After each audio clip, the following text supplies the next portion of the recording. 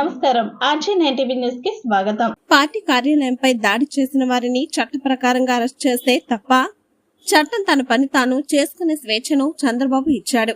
Somisetti Venkateswarlu Telugu Desam party రాష్ట్ర ప్రధాన కార్యదర్శి కూడా చైర్మన్. ఇన్ని రోజుల అరెస్ట్ చేయడం అని చెప్పేసి ప్రతి ఒక్కరూ బజారు అనుకుంటున్నారు.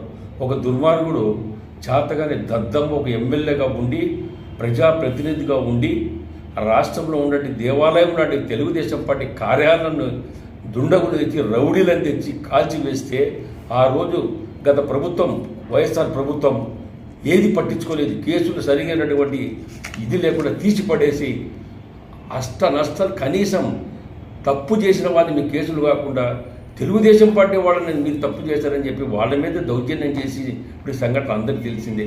అయితే తెలుగుదేశం ప్రభుత్వం అధికారం వచ్చింది, చంద్రబాబు ముఖ్యమంత్రి అయ్యారు. ఎప్పుడప్పుడు ఈ దుర్మార్గులందరినీ ఈ పని కసిగట్టి లోపలేస్తారని ప్రతి ఒక్కరు అందుకు అనుకున్నాం. కానీ ముఖ్యమంత్రిగా చంద్రబాబు అయిన తర్వాత కచ్చ సాధింపులు అనేది మా ఉద్దేశం కాదు. చట్టం దాని పని దాన్ని చేసుకోకపోతుంది. చట్టం అన్నీ చూస్తుంది. కాబట్టి 8 నెలలు అయింది తెలుగుదేశం పార్టీ అధికారం వచ్చిన తర్వాత ఎవరెవరు తప్పులు చేశారో, గతంలో ఎవరు ఏం చేశారో అవన్నీ కూడా పోలీస్ ఎంక్వైరీ ద్వారా చేసి తప్పులుంటే ఇమ్మీడియట్గా వాళ్ళ మీద కేసులు పెట్టడం, అరెస్ట్ చేయడం జరుగుతుంది. అయితే ఈ దుర్మార్గులు, వైఎస్ఆర్ పార్టీ వాళ్ళ దుర్మార్గులు గతంలో జగన్మోహన్ రెడ్డి చేసిన తప్పులు కప్పిపుచ్చేదానికి ఈ దుర్మార్గులు ఇంకా డ్రామాలు ఆడుతున్నారు. ఇవాళ వల్లభనేని వంశీని ఒక ఎమ్మెల్యేగా ఉండి తప్పు చేసేటువంటి వ్యక్తిని అరెస్ట్ చేస్తే తప్ప? ఆయన మీద ఎన్ని అవయోగాలు ఉన్నాయి, ఎన్నెన్ని మాట్లాడినాడు. నోటికి ఇష్టం వచ్చినట్ట మహిళలు అనుకోకుండా మహిళలను కూడా ఇష్టం వచ్చిన అవమానపరిచేటు దుర్మార్గుడు, నీచుడు, దుర్మార్గుడు. ఇటువంటి దుర్మార్గుడు అరెస్ట్ చేయకూడదా? ఇటువంటి దుర్మార్గుడు కబ్జాలు చేశారు, మానబంధాలు చేపించాడు. అదేవిధంగా ఎక్కడైతే కబ్జాలు చేశాడు, ఎవరైతే మనుషులను ఎత్తుకపోయి దాపెట్టాడో ఇటువంటి దుర్మార్గుడు సపోర్ట్ చేసిన వైఎస్ఆర్ పార్టీకి సంబంధించినటువంటి కొంతమంది ఇక్కడ కూడా చెప్తున్నా, అంబటి రాంబాబు నీకు సిగ్గు లేదా? అసలు నువ్వు మంచి వినాలను?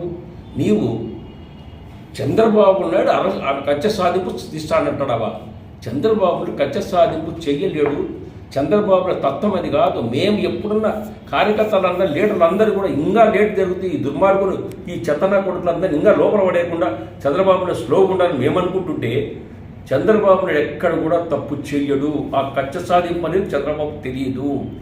మమ్మల్నే తెలుగుదేశం పార్టీ కార్యకర్త నాయకులు వాదిస్తాడు. వద్దు, చట్టం చూసుకుంటుంది, దాని పని దాన్ని చేసుకోపోతుంది, కానీ ఇటువంటి పనులు మనం చేయకూడదని చెప్పేటువంటి నాయకుడు మా మహానుభావుడు. ఈ దుర్మార్గుడు ఇవాళ నిన్న కూత అంబటి రాంబాబు చాలా తప్పు చేశారు, ఒక మంచి వ్యక్తిని లోపలేశారు, అరెస్ట్ చేశారు అన్నాడు. ఎందుకు వేసినారు నీకు తెలియదా? అరే గంటకు ఎంత అని అడిగే ముండా కొడుక, నీకేం తెలుసు? గంటకు ఎంత అడిగే తోడు నీవు ఒక ఎమ్మెల్యేగా, ఒక మంత్రి చేసే ఇరిగేషన్ మినిస్టర్గా సిగ్గు లేదు నీకు? నీవు ఎలా మంచిగా చెడ్డ గురించి మాట్లాడతావా? మంచిని గురించి మీ బతుకులకు, మీ ముఖానికి ఎప్పుడన్నా వస్తుందే? మంచి అనేది రాదురా నాయన నీకు. మీ నాయకుడు ఒక పోట్టుండి మీరంతా జీరో చేశారు రాష్ట్రాన్ని.